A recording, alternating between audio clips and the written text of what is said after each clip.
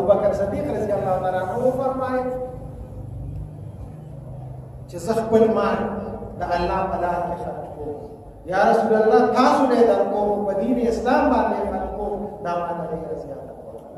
او حضرت ابو بکر صدیق خپل مال، جان، اولاد، خاندان غون په اسلام باندې قرباني کړی. دونه خټه قرباني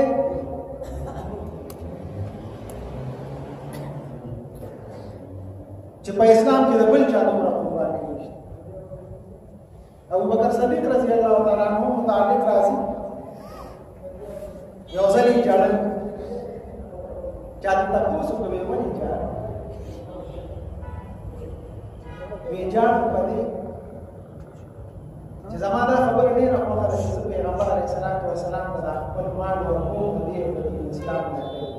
دا مې ډیره زیاته خوښه. خو پیغمبر علیه السلام خپل فرمایي چې الید العلیا خیر من ید السفلی، لاندې لاس یعنې غوښتونکي د ورکوونکي نه غوره ده، ورکوونکي غوره بله لاندې غوره ده. اوس چې زه پیغمبر علیه السلام ته خپل مال ورکوم نو دا بېادبي راته ښکاري، نو دا بېادبي نشم برداشت کولی. زه وایم چې پیغمبر علیه السلام لاس په زما د لاس نه غوره شي، د دې وجې نه زه خفه یم په دې خبره باندې چې پیغمبر علیه السلام ولې داسې نه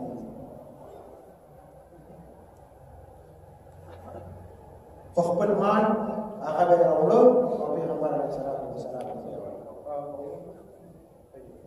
یو مشهوره واقعه تاسو به هر وخت اورئ چې د جهاد دپاره اعلان وشو جهاد، نو حضرت عمر رضی الله تعالی عنہ د ټول کور مال راجمع په منځ یې نیمې بچو ته پرېښود او نیمې یې راوړه پیغمبر علیه السلام قدمونه کې وکړل. ابو بکر صدیق رضی الله تعالی عنہ کور کې جارو ووایه تر دې حده پورې چې د خپل بدن سکمې کپړې وي هغې یې وویستې، د ټاټ کپړې یې واچولې، هغه هر څه یې راوړل او پیغمبر علیه السلام قدمونه کې پیغمبر علیه السلام ته تپوس کوي ابو بکر کور کې دې څه پرېښودل؟ یا رسول الله کور کې مې ستاسو مینه او محبت کړی نور مې ایسته کړی. دې ټیم کې حضرت جبرائیل راغی، پیغمبر علیه السلام چې وده وکتل جبرائیل امین د ټاټ کپړې جبرائیل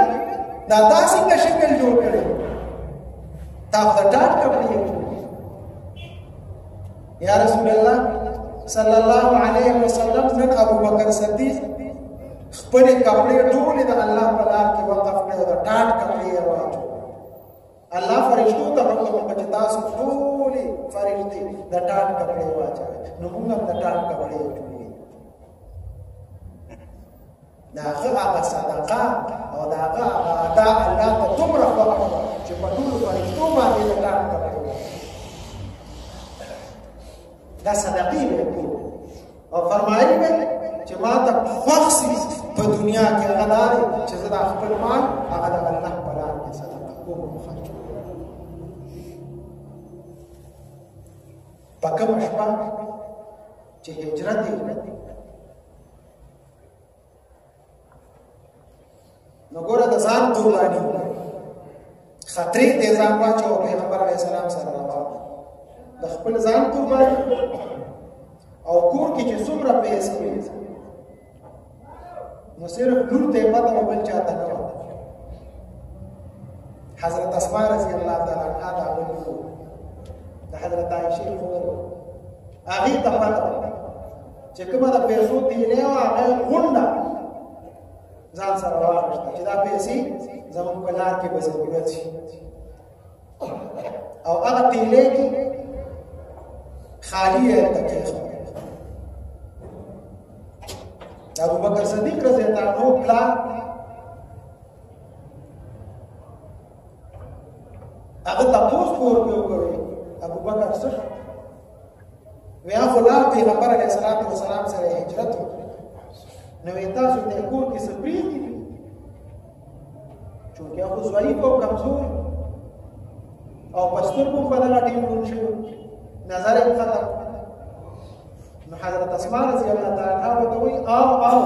مونږ ته دا تیلې کې سپریخ دا تیلې کې سکانې دا باندې کله سره راوړل شو هغه تیلې وجود او دا پیسې را سپریخ دا هغه مطمئن یعنی اومه مال قربان اومه جان چې د خطرې تواچو او پیغمبر علیه الصلاۃ والسلام سره او بیا د کوم څومره افراد چې خادم دی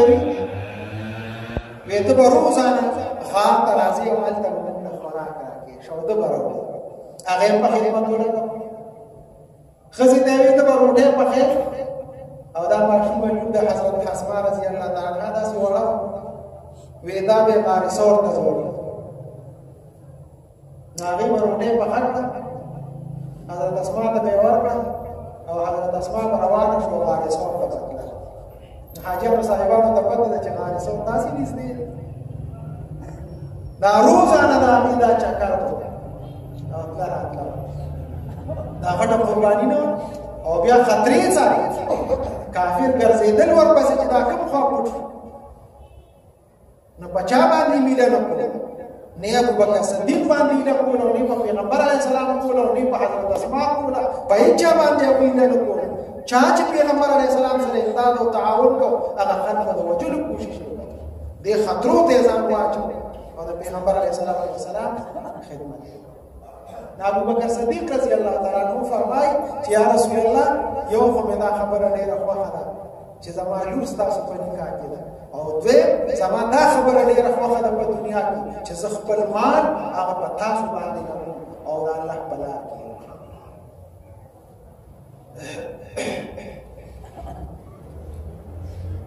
دریم سیز ابوبکر صدیق رضی الله تعالی عنہ فرمای یا رسول الله زما دریم خبره دا ډیره خوښه ده چې زه هر وخت تاسو مخ مبارک ته کوم دا مې ډیر زیات خوښ پیغمبر علیه السلام سره د صحابه کرام او مینه او محبت د عشق انداز او یقیني پیغمبر علیه السلام مخ مبارک خشته شمایل کې چې داغه کوم ذکر راځي نو یو خدا خشته خو بده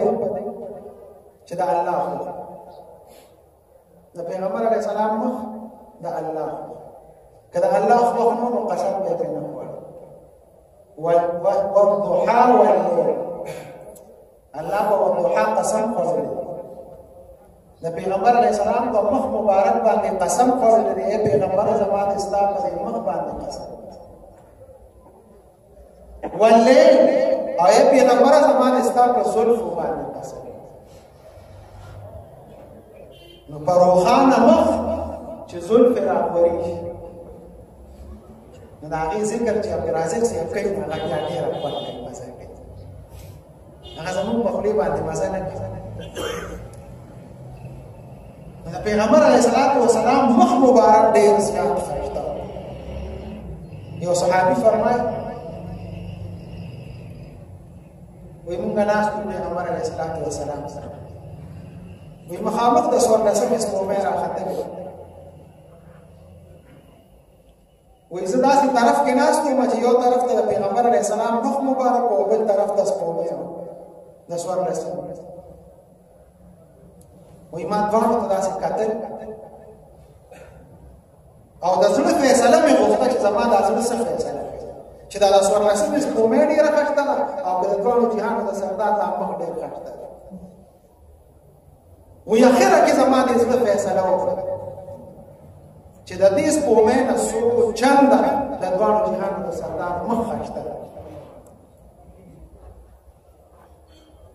نو د پیغمبر علیه السلام مخ مبارک ډېر خشته و ځکه به الله قسم ابوبکر صدیق فرمای یا رسول الله چې ته ناست وې او ما تا ته کتې زما دا خبره ډېره زیاته د حضرت یوسف علیه السلام د حسن قصې خلق کړي او قرآن کړي چې دا هغه ډېر زیات حسن خو حضرت عایشه رضی الله تعالی عنها فرمایي د پیغمبر علیه السلام د یوسف علیه السلام حسن یقیني و هغې باندې خو صرف د مصر ښځو ګوتې کټ کړي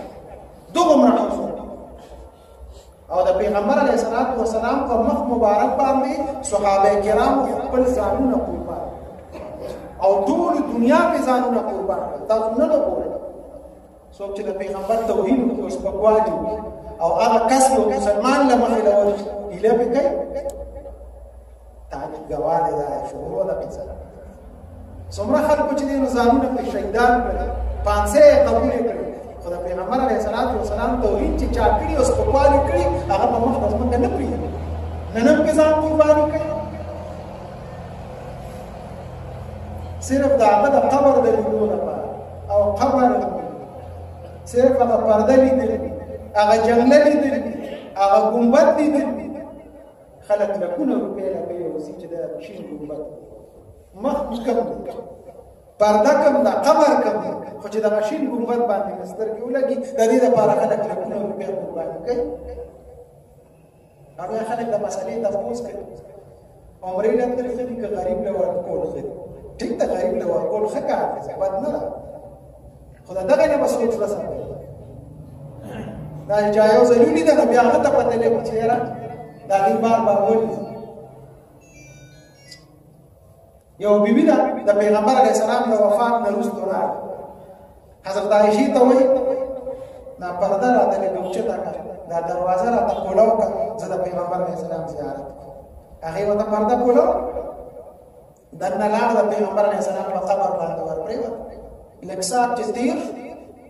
وخت لږ زیات تېر شو حضرت عایشې سوچ راغی چې هغه زنانه دننه تللې وه واپس رانه وته چې راغله چې ویې کتل هغه په قبر باندې پرته وه او ساعت یې ختلی دا د پیغمبر علیه السلام عاشقان صحابه معاشقان زنانه معاشقان ځانونه یې قرباني کول حضرت بلال رضی الله تعالی عنه په مدینه منوره کې پروت و چاته پروت دا او خاندان د مسافر سره هیڅوک نه خو دغه دوه سترګو ته پروت چې دغه دوه سترګې دنیا پناه کړی واغشته راپشې کړه ولاړ شاته وایي زما نور دلته څوک دي زه خو دغه ته پروت لاړ مدینه منوره یې پرېښود دا د پیغمبر علیه الصلاۃ والسلام عاشقان سلمان فارسی رضی الله تعالی عنه د ایران نه د فارس نه مسجد نبوي ته رادننه شو خپله فرمایي وایي ما چې په لومبي ځل د پیغمبر علیه الصلاۃ والسلام مخ مبارک ولید نو وایي ما وویل چې دا مخ دروغجن نشته کېدی دا رښتونی پیغمبر علیه الصلاۃ والسلام د هجرت په شپه باندې چې کله غار ثور ته ورسېدل ابوبکر صدیق ورسره دی یا رسول الله تاسو له پارکین اسلام غار صفا کوم غار صفا خپل صادره اوښته او ټوټې ټوټې یې کو یو سوري کې سوري ټول باندې یو سوري پاتې وې زدي له وخت څخه یا رسول الله راځي پیغمبر علیه الصلاۃ والسلام ستړي شي او ابوبکر صدیق ته وایي وی کستا خوخه نو زبر ګرام وی بل دې راځي کیناس پیغمبر علیه الصلاۃ والسلام د غیب کې سر کیخو او د خپل اسه غزوري واغ یو سوري واغ کې د ابو د داسې کیخو غارونه ټول بند کړ سوري ټول بند کړ غار خو محفوظ شو پیغمبر علیه الصلاۃ والسلام یې غیب کې سر اتاو ناشا بخاری رحمه الله یو ډېر لوی عالم دی ډېر لوی خطیب هغه خپل مکتوباتو کې لیکلي هغه به فرمایي وی دا ابوبکر صدیق غیږه چې ومه دا راهیل او پروت پکې قرآن د پیغمبر علیه السلام مخ مبارک سره او قاری چې ابوبکر صدیق دا کتاب هغه لوسته د پیغمبر علیه السلام مخ مبارک ته ګوري او دغه قرآن ویلي لګیا دی هغې ته یې کتل هغه پونده باندې ولا ټک وکړ اوښکې راتوی شوې د پیغمبر علیه السلام په مخ مبارک باندې ولګېدې راپاسې ابوبکر صدیق یا رسول الله څه وخوړه لاړې مبارک یې ګوته باندې پورې کړې او د هغه په خپې یې ولګولې هغه درد یې قلال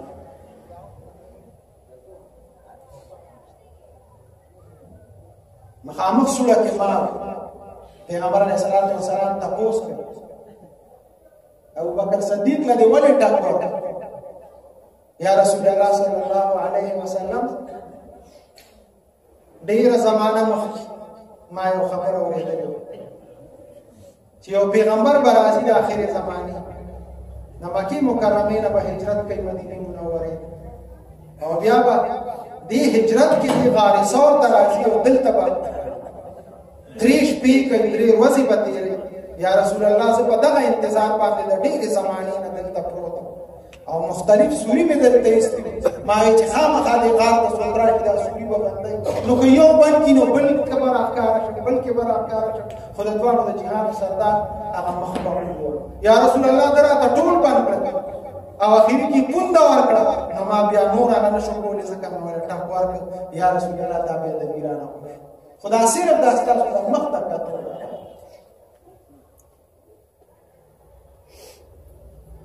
یعنی دا څومره زناور چې دي دا څومره وحوش او طیور او دا څومره مخلوقات د الله دي دا ټول د دوامو د جهاد د سردار د مخ عاشقان چیرې دا موږ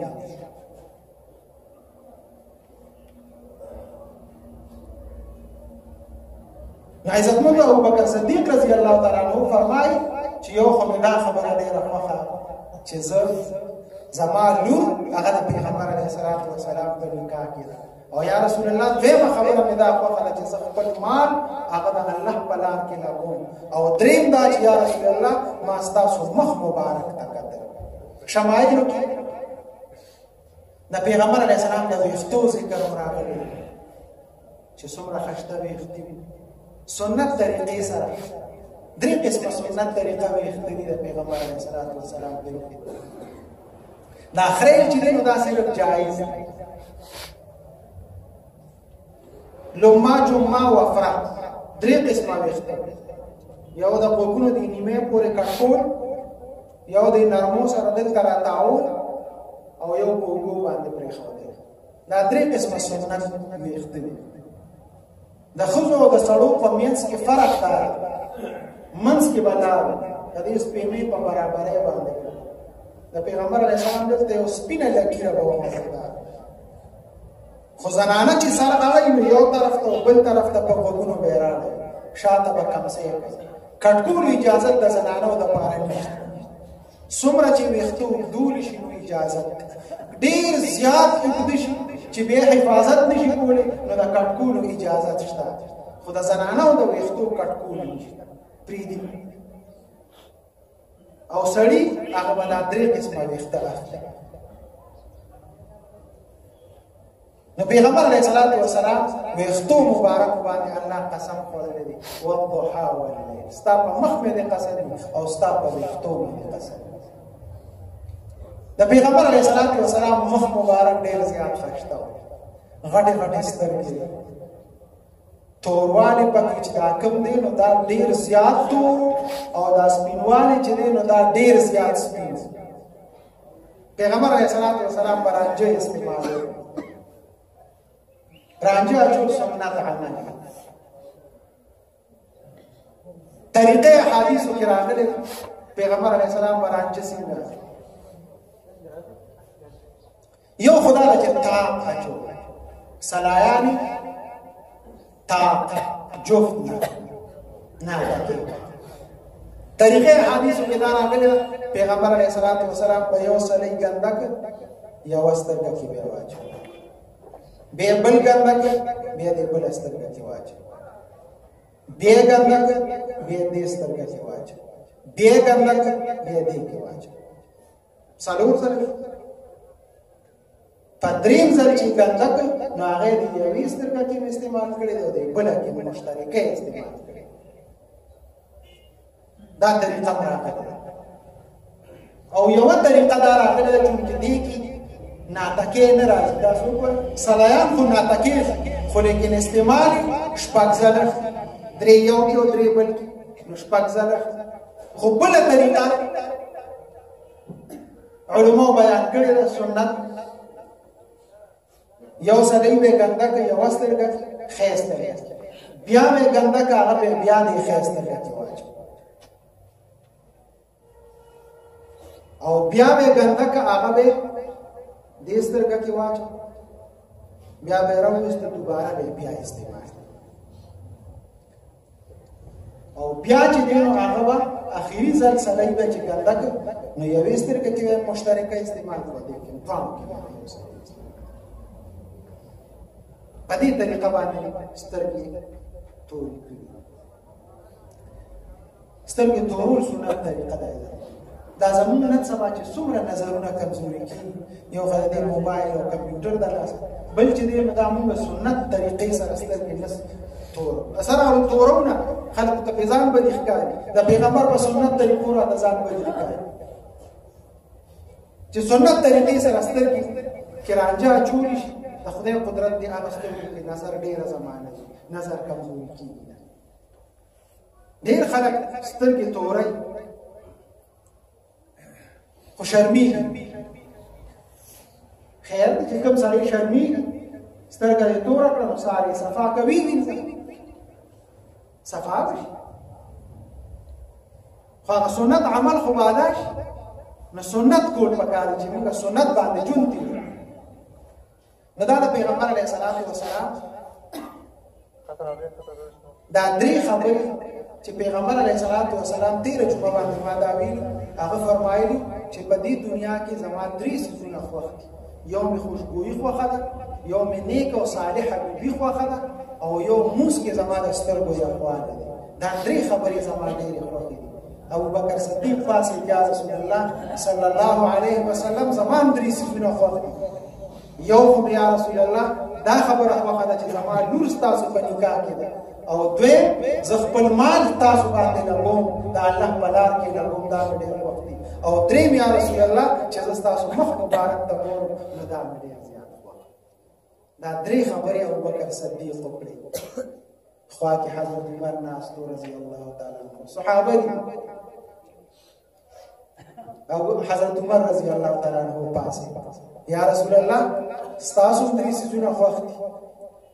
دا ابوبکر صدیق هم درې څیزونه خوښ دي او یا رسول الله زمان درې څیزونه خوښ دي عمر کم درې څیزونه دي خوښ دي یا رسول الله صلی الله علیه وسلم زمان دا درې څیزونه خوښ دي رواني جمعې نه ان شاء الله دا حضرت عمر رضی الله تعالی عنہ ذکر کوو چې دا هغه کوم څیزونه خوښ د حضرت عثمان کوم درې څیزونه خوښ د حضرت علی رضی الله تعالی عنہ کوم درې څیزونه خوښ او بیا جبرئیل امین راغلی دا هغه درې څیزونه خوښ چې هغه کوم څیزونه دي او بیا الله فرمایي چې تاسو دغه وخت ورګه چې زم نه